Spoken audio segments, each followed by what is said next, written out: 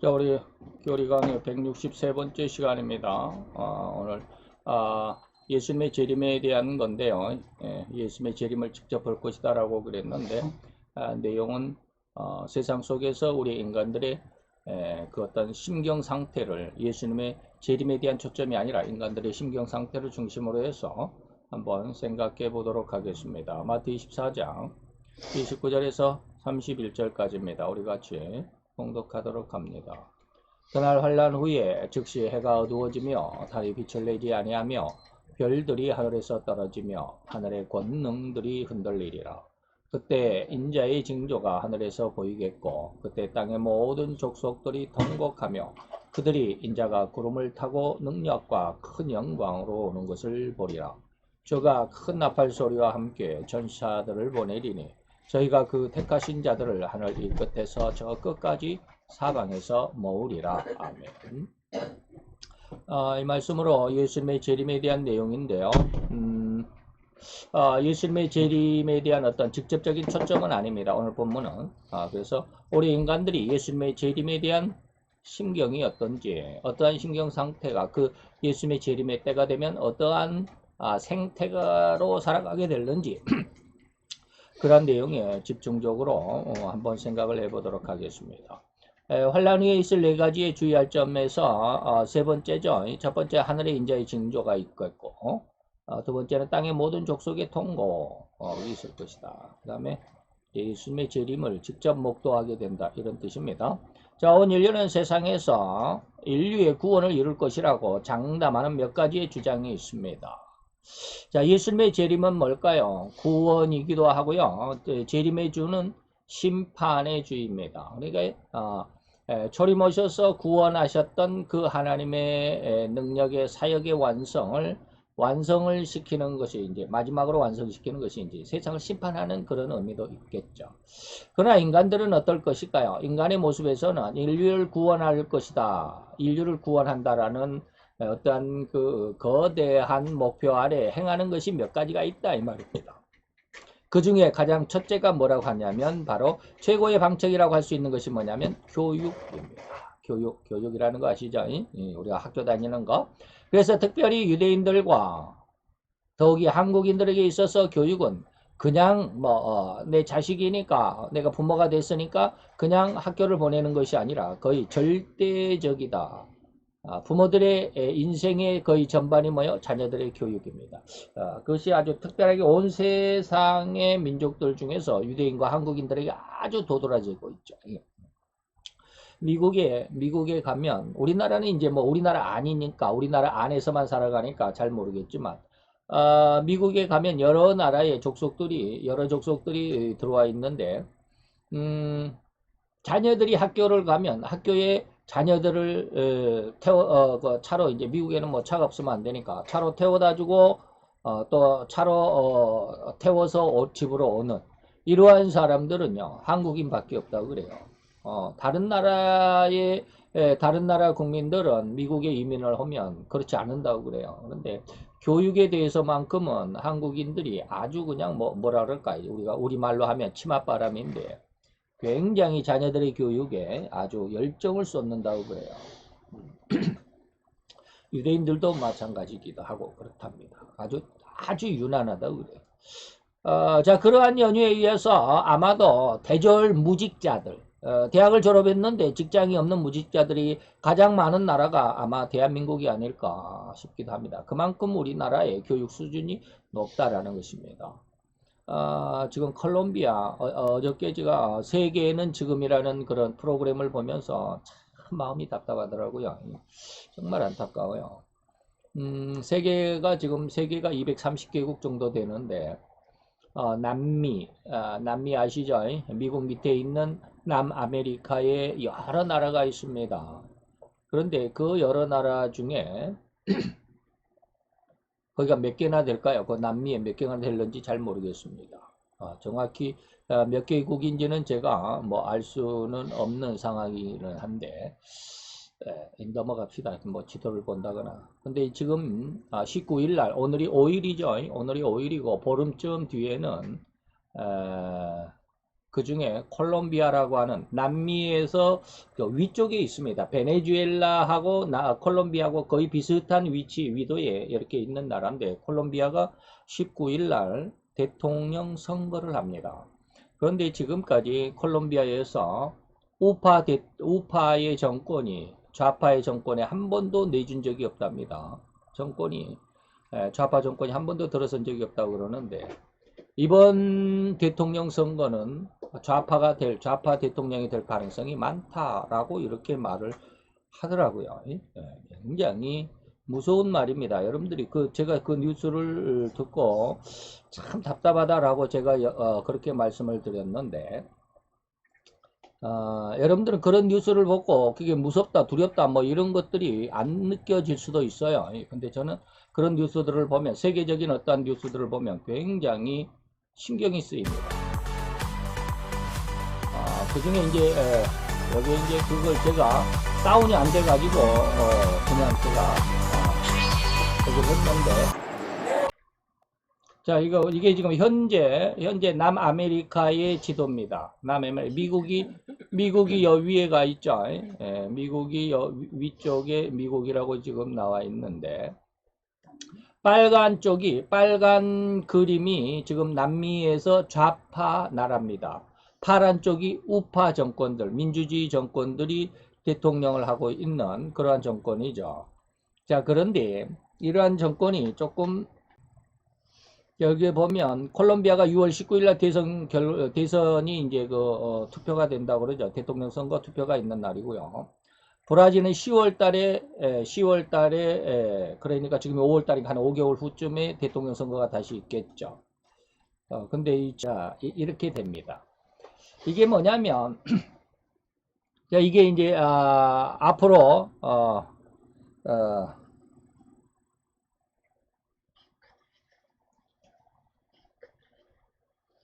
여러분들이 보기에 완전히 핑크죠. 핑크가 붉은색, 저기 좌파라는 뜻입니다. 자, 한번 보세요. 여기가 지금 제가 말하는 콜롬비아입니다. 베네수엘라는 옆에가 있습니다. 베네수엘라가 옆에가 있는데, 이 베네수엘라는 옛날에 대통령이 누구였는지 아주 유명한 사람이 있었는데, 아주 좌파 그런 나라입니다. 근데 브라질이 왜 이렇게 빨갛게 돼 있을까요? 이렇게 큰데 이 브라질이 왜 빨갛게 돼 있을까요? 10월 달에 앞으로 5개월 후에 브라질이 대통령 선거가 있을 텐데, 거의 좌파로 흘러갈 가능성이 많다라는 것입니다. 지금 뭐 여기 페루, 그 다음에 여기 볼리비아, 그 다음에 여기 칠레, 그 다음에 이렇게 아르헨티나, 뭐 이런 데가 전부 좌파 정권이에요. 그 다음에 멕시코도 역시 마찬가지로 바로 미국의 밑에 붙어 있지만 좌파고, 그리고 가장 극렬한, 이거 좌파가 아니라 공산주의 국가가 어디예요? 쿠바와 니카라과입니다. 쿠바와 니카라과는 완전히 공산국가죠. 자, 이렇게 보니까 여러분 뭐 느끼는 게 없어요. 세계가, 남미가 거의 빨갛게 물들어 있습니다. 제가 무슨 말을 할 것 같아요? 앞으로 세계가 무신론화 된다 이 말입니다. 공산화가 된다 이 말입니다. 그거는 곧 짐승이 세계를 장악하는 시대가 온다 이런 뜻입니다. 자, 이러한 상황 속에서 세계의 어떤 정세를 우리가 한번 살펴보면, 우리가 지금 현재 살아가는 내 어떤 삶의 입장도 조금 변화를 줘야 되지 않나라는 그런 생각이 들어야 한다라는 것입니다. 자, 본론으로 돌아와서 우리 대졸 무직자들이 우리나라가 아마 가장 많기도 하겠죠. 제가 왜 그런 지금 그 지도를 지워버렸네. 여기 콜롬비아를 왜 제가 저기를 하냐면, 이 나라들은 아마 그 문맹률이 상당히 높은 것 같아요. 다시 말하면 학교를 못 보낸다 이 말입니다. 집이 너무 가난하니까. 우리나라도 옛날에 집이 너무 가난해서 학교를 보내지 못했죠. 옛날에 우리 어머니들 시대만 하더라도 학교를 안 나온 어머니들이 상당히 많아요. 왜? 가난하니까 집에 보내지를 않아요. 학교를 보내지를 않아요.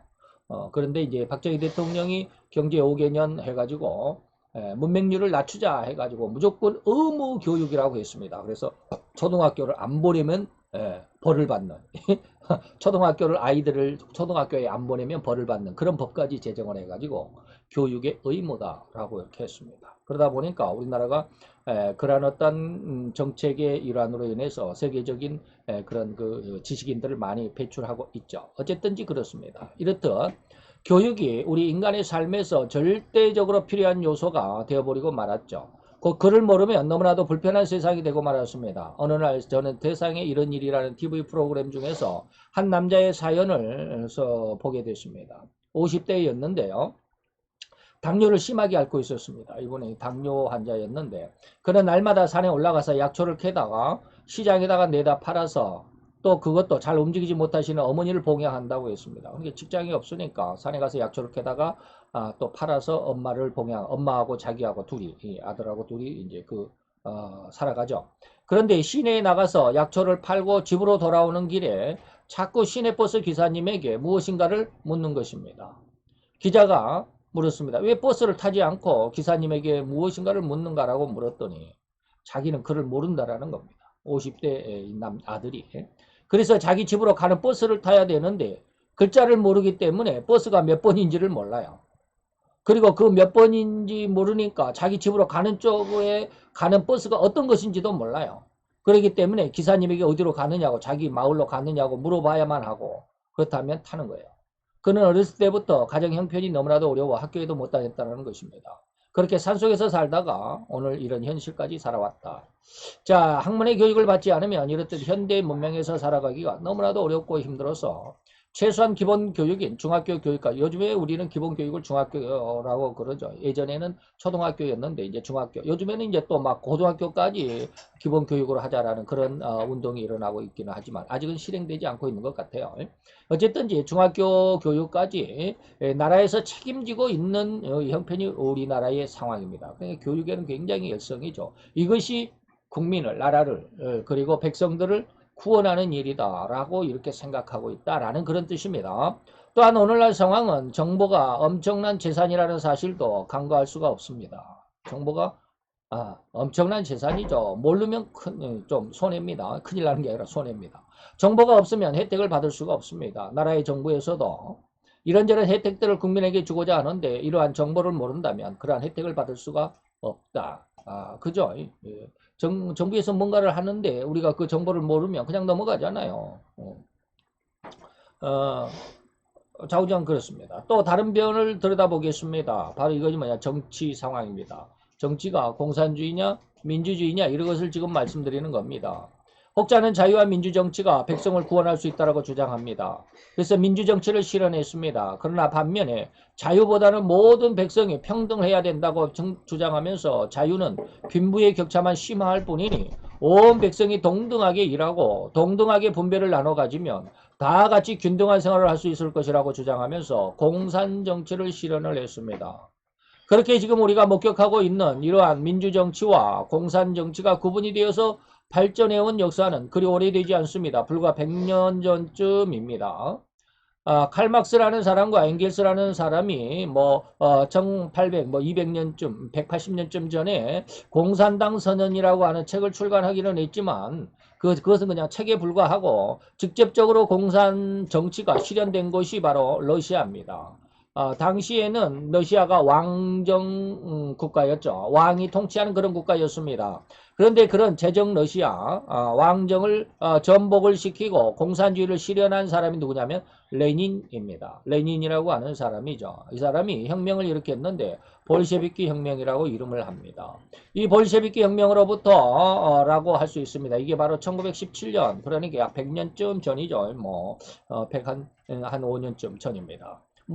다소 이견들은 학자 간의 이견들은 있습니다만 어쨌든지 그렇습니다. 이러한 양대 사상 무슨 양대 사상이 뭐요? 공산정치와 민주정치죠. 그래서 온 세상을 둘로 구분짓게 했고 우리나라 역시 이러한 양대 사상의 소용돌이를 피해갈 수가 없었습니다. 1945년 8월 15일 일본의 압제로부터 해방을 받은 우리나라는 크게 두 진영으로 갈렸죠. 너무나 잘 알고 계시죠? 하나는 공산 진영 사상이고 그것이 바로 김일성이었죠. 그 다음에 자유사상 자유주의 사상을 받은 이승만이 이끄는 진영으로 갈렸습니다. 북한이 진주한 김일성은 소련과 중국 공산당의 후원으로 남한을 침공했습니다. 이것이 바로 뭐요? 6.25 사변입니다. 동족 상잔의 전쟁으로 인해서 이 나라 대한민국은 완전히 초토화가 되었고 폐허가 되어버렸습니다. 그래서 아시아 지역에서 아니 전 세계에서 가장 피폐했고 가장 가난한 나라요. 가장 못 사는 나라로 추락해 버렸습니다. 왕정 시대 속에서 또 일제 40년의 압제 속에서 나라가 얼마나 성장했겠습니까? 거기다가 또 전쟁까지 치렀으니 온 나라가 완전히 초토화가 돼버리고 황폐화가 돼버렸죠. 그러니까 세계에서 아마 제일 못 사는 나라가 되었을 겁니다. 그로부터 77년이라는 세월이 흘렀습니다. 50년에서 오늘 2022년까지 하면 77년이라는 세월이 흘렀습니다. 그리고 이 시점에서 우리는 결과를 돌아보아야만 합니다. 결과를 한번 생각해보자 이 말입니다. 과연 공산정치 77년의 결과가 그리고 자유와 민주정치 77년의 결과를 되돌아보자 이 말입니다. 북쪽은 지금까지 77년의 세월은 인류 역사상 가장 끔찍한 세월이었다는 것을 부인할 수가 없죠. 그죠? 공산정치가 인류를 자기 백성을 자기 국민을 구원하는 정치냐 이 말이에요. 77년이 지난 북쪽은 공산정치는 어떻게 해요? 한 해 먹지 못해서 굶어 죽는 백성이 300에서 400만 명에 이른다라고 합니다. 그러나 자유와 민주정치를 받아들인 이승만 초대 대통령을 시작으로 해서 77년을 지내온 이 나라 자유 대한민국은 세계 10위권의 경제대국입니다. 세계 6위권의 군사강국입니다. 과연 어느 정치가 답인지 쉬이 결론을 내릴 수 있지 않겠나 이 말이에요. 여러분들 답이 나오죠? 공산주의냐 민주주의냐 답이 나오잖아요. 이런 상황인데도 불구하고 이 나라 자유대한민국에서 민주와 자유의 물을 먹으면서 성장해온 사람들 중에 상당수가 북한의 공산정치를 추종하고 이 나라를 피로 물들인 김일성의 주체 사상 이걸 뭐예요? 주사파라고 그럽니다. 주체의 주자 사상의 사자에서 주사파라고 그럽니다. 주사파 사람들이 얼마나 많은지 모릅니다. 지난 정권 문재인 전 대통령으로부터 통일부 이인영 통일부 전 장관으로 그 다음에 비서실장 누구야 그거 말고 있습니다. 비서실장 누구야 이름이 얼른 생각이 안 나네. 이런 사람들 전부 한총련 한국대학교 총연합회 한총련이라고 그럽니다. 거기 의장이 바로 이인영이고 바로 그 사람 제가 지금 말을 하고 이름이 생각날 듯 한데 안 나네. 대통령 초대 문재인 대통령의 비서실장이었던 그래서 UAE의 아랍에미레이트에 가가지고 우리나라를 선전했던 우리나라 그 군인들을 거기에 파견했던 사람이 바로 그 사람입니다. 이 나라 그래서 그 주사파들이 이 나라를 장악하게 됐고 이 나라 자유 대한민국을 공산하려는 악한 자들이 있었다는 것에 우리는 놀람을 금할 수가 없습니다. 한 나라의 법무부 장관이 나는 사회주의자다라고 선언하는가 하면 대통령의 비서실장 방금 제가 말하는 그 사람 이름을 얻는 모르겠어요. 그리고 통일장관이라고 하는 이 사람 이런 사람들은 공공연히 북한을 추종하는 정책을 벌이지 못하는 형편이 아니던가 말입니다. 우리도 77년 전에 다시 말하면 6.25 사변 때에 미국이 우리나라를 도와주지 않았다면 미국이 아니었다면 우리나라가 통일됐을 거다라고 생각하는 사람들이 이 사람들이. 그래서 6.25 사변으로 인해서 공산체제가 되었다면 김일성이가 우리나라를 통일해버렸다라고 하면 이 말이에요. 아마도 지금쯤 우리가 지금 듣고 있는 살고 있는 이 수많은 사람들은 태어날 수도 없었을 것입니다. 얼마나 많은 사람이 죽었겠고 얼마나 많은 사람이 공산 치하 김일성 치하에서 목숨을 잃었겠느냐 이 말이에요. 그래서 아마 저도 세상에 태어나지 못할 수도 있습니다. 아마 이 나라가 김일성이의 적화 통일이 되었다면 또한 수없이 많은 사람은 굶어 죽었을지도 모르지 않습니까? 북한은 지금 1500만이라고 그럽니다. 우리나라는 5400만이라고 그럽니다. 인구수가 5500만이에요. 그러면 똑같은 비율로 본다면 우리나라가 1500만이 돼야 된다고 한다면 북한처럼 1500만이면 얼마가 될까요? 4000만 명은 죽었어야 된다 이 말이에요. 어떻게 되면 우리나라가 공산정치를 받아들였다면 이 말이에요.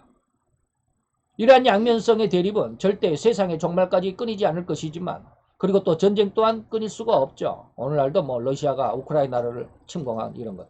이렇듯 온 인류는 이러저러한 그리고 수없이 많고 다양한 방법으로 인간을 최고의 존재로 부각을 하고 또한 멸망이 없는 영원한 삶, 구원이죠. 그리고 또 불로장생을 꿈꾸고 실현하고자 각고의 노력을 기울였을지라도 결코 이뤄낸 사람은 없습니다.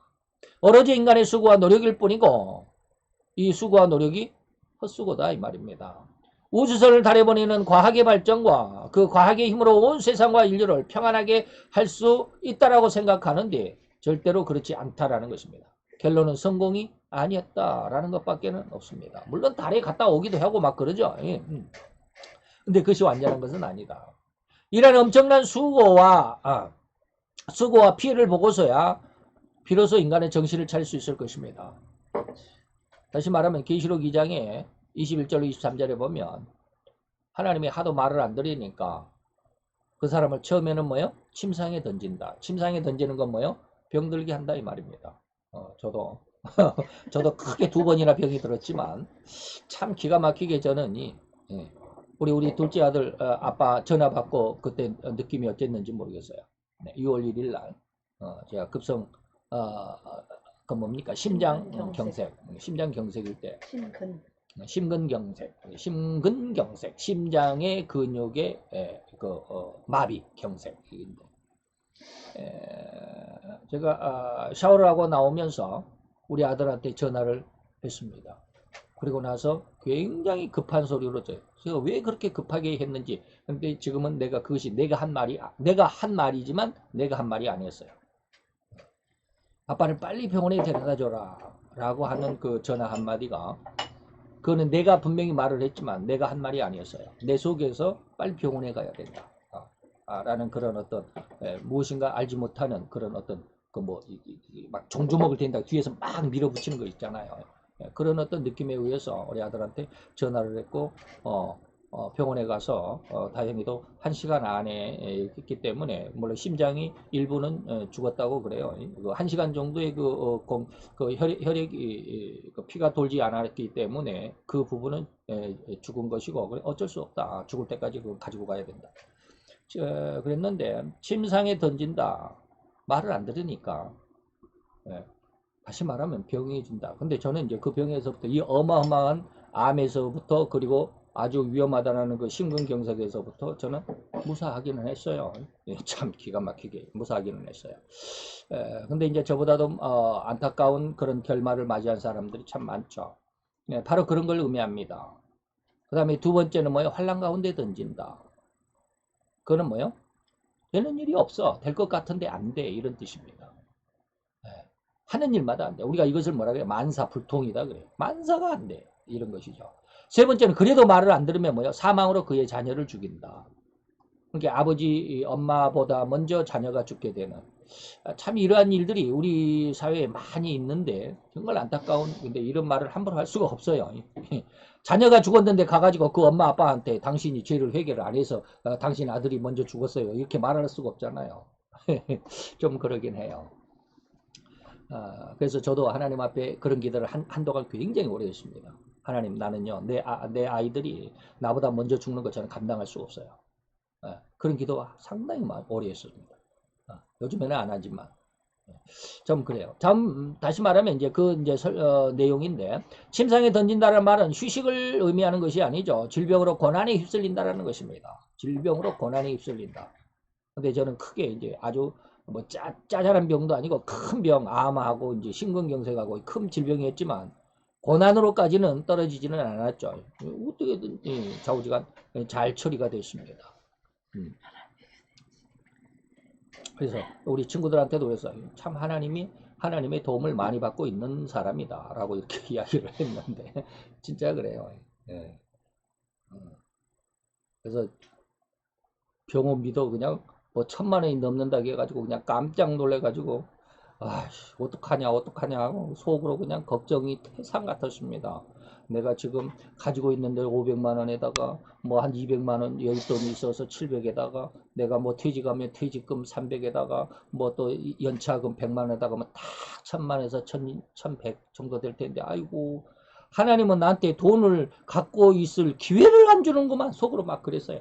왜 이렇게 나한테 돈을 갖고 있을 기회를 안 줘? 요즘처럼 제가 제 평생에 지금 63년째 되는 63년을 살아가면서 지금처럼 제가 제 수중에 가장 많은 돈을 갖고 있은 적이 없어요. 지금이 제일 많이 갖고 있어요. 네. 한 700만 원밖에 없지만 제일 많이 갖고 있어요. 근데 그 돈을 다 하나님이 가지고 가신다고 생각하니까 하나님 왜 나한테 이렇게 돈을 안 주시나 그러고 그냥 갔더니 한 500만 원이면 되겠습니다. 450에서 500만 원이면 되겠습니다. 그래가지고 그나마 다행이다라고 했는데 막상 결제를 하려고 하다 보니까 250만 원이면 됩니다 해가지고 굉장히 의아스럽지만 또 반갑기도 했고 그랬습니다. 그래서 큰 어려움은 있었지만 고난에 휩쓸리지는 않았던 것 같다 이렇게 생각을 해봅니다. 어쨌든지 그렇습니다. 이러한 징계를 받는 자들은 그나마 하나님의 은혜 안에 있는 자들이라고 할 수 있습니다. 이렇게 징계를 받는 것은 하나님이 나를 지키신다. 이번에 저희 어머님 소천하셨을 때도 저는 저희 형들에게 단 한 번도 한거를 해보지 않습니다. 한거를 해보지 않았어요. 대들지 않았어요. 제가 60여 평생을 살면서 저희 형들에게 형들이 뭐라 그러면 미안합니다. 제가 잘못했어요 라고 얘기했지. 한 번도 한거 해본 적이 없어요. 근데 이번에는 제가 왜 그런지 저희 형한테 한거를 했어요. 하나님이 그렇게 사랑하면 잘 되게 해줘야지 왜 그렇게 힘들게 하냐라는 그런 말을 했을 때 제가 아주 큰 소리로 그렇게 했어요. 그러한 징계는 사람들에게 있어야 된다. 그게 훈련이다. 이 징계는 뭐요? 징계를 받는 자들은 하나님이 미워서가 그렇게 징계를 준 게 아니라 하나님의 은혜 안에 있는 자들이다라는 것입니다. 그래서 제가 제 일기에 보면 제가 그 암에 걸렸을 때 암 그 일기에 보면 하나님 앞에 눈물로 기도한 적이 많습니다. 그것은 뭐요? 하나님 내게 암을 주신 것을 감사합니다. 하나님이 내게 암을 주신 것은 나를 지금 만지고 있다라는 증거입니다. 하나님이 나에게 아무런 그 관심도 없었다면 나를 그냥 세상에 즐겁게 살도록 내버려 두셨을 거 아닙니까? 근데 하나님 나를 암으로 주신 것은 이 암으로 인해서 하나님이 내게 관심이 있다라는 징표라고 저는 믿습니다. 그래서 그런 기도를 많이 한 적이 있습니다. 바로 이렇습니다. 이런 어떤 고난을 받는 자들은 하나님의 은혜 안에 있는 자들이다. 왜냐하면 이렇듯 하나님의 만지심을 느끼지도 못하고 일생을 그냥 육신대로 살다가 즐겁게 살다가 이 말이에요. 생명이 죽어간 사람들이 얼마나 많은가 이 말입니다.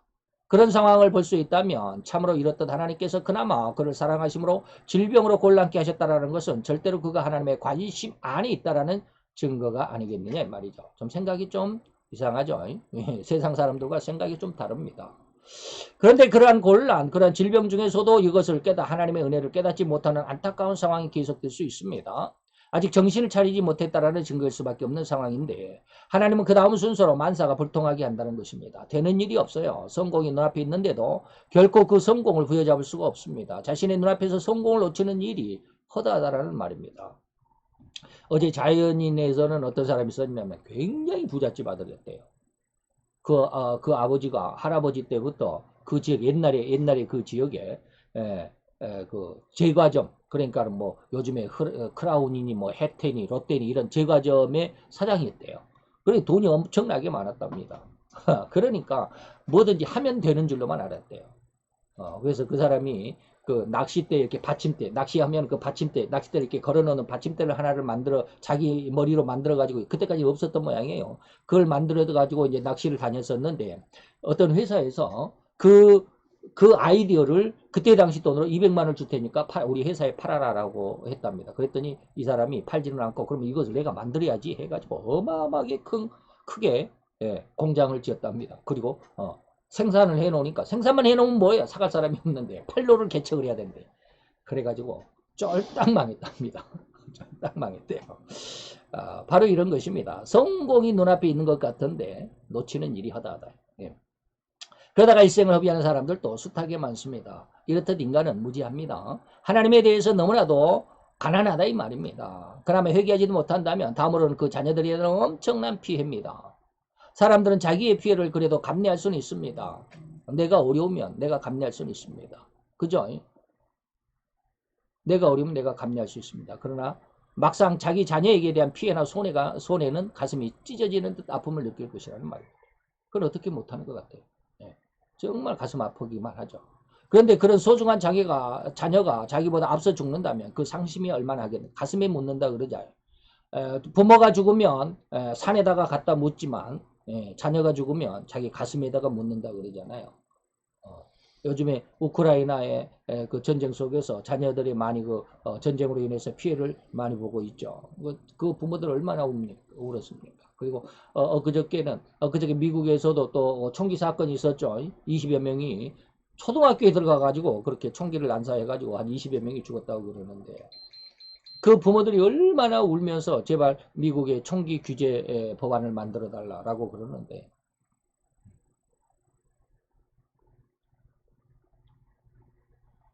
참 그래요. 그런 말은 나중에 또 기회가 있으면 하겠습니다만은, 어쨌든지 트럼프는 거기에서 뭐라고 그랬을까? 트럼프는 지금 대통령이 아니지만 공화당 안에서 악한 사람이 총을 갖는 게 아니라 강한 의로운 사람이 총을 가져야 세상에 평화를 가져올 수 있다. 좀 말이 좀 이상하지만 저는 그 말에 적극 동참합니다. 예, 야, 이 백목사 좀 사상이 좀 이상한데라고 생각할지 모르지만 나중에 그런 말은 좀 기회가 있으면 다시 할 수 있도록 하겠습니다. 자, 그랬더니 인간은 자기의 혈기와 사상, 욕심과 야망, 계획 등등에 의해서 이 모든 것들이 인간 스스로의 모든, 다시 쉽게 말하면 인격 자체가 깨어져야 합니다. 깨어져야 그 안에 있는 보물이 뭐야? 하나님에 대한 사랑이, 하나님에 대한 믿음이 그 빛을 발하게 될 것이다 이 말입니다. 이를 앞에서 논했던 우리 속에 있는 이 보물이 세상으로 빛을 드러내게 된다라고 했을 때 이 보물이 뭘까요? 제가 늘 말했던 애통입니다. 보혜사의 죄에 대한 책망입니다. 인간 구성의 원칙인 인격이 곧 완전한 인간성이 깨어져야만 진정한 하나님의 은혜를 깨닫게 된다는 말이기도 합니다. 이 말을 이해할 수 있었으면 좋겠고요. 이렇듯 인간은 그 자신의 끝에 가서야 하나님을 의지하게 되는 회개가 있을 것이며, 이때를 맞춰서 주님의 재림이 있을 것이라고 하는 경고의 말씀이십니다. 자, 예수님의 재림의 때는 어떨 것인가? 이제 우리가 계속해서 재림의 때를 알아봤지만, 재림의 때에 전 3년 반, 후 3년 반, 그리고 환란 후 때, 이런 것들을 총 종합해보면, 기억을 해보면 알 수 있을 것입니다. 예수님이 재림의 때에는 인간이 가장 흉악한 그런 상황이기도 하려니와 가장 처참한 시대이기도 합니다. 그렇기 때문에 오늘날 세상을 살아가는 인간들의 그 모습들을 한번 잘 눈여겨볼 필요가 있습니다. 사람들의 그 사람을 보는 게 아니라 온 세상을 살아가는 사람들의 그 생태, 세상이 지금 어떠한 습성으로, 어떠한 생태로, 어떠한 그 생각들로 세상이 지금 흘러가고 있는지, 인류의 그 사상의 큰 흐름을 볼 수 있는 은혜가 여러분들에게 주어지기를 바랍니다.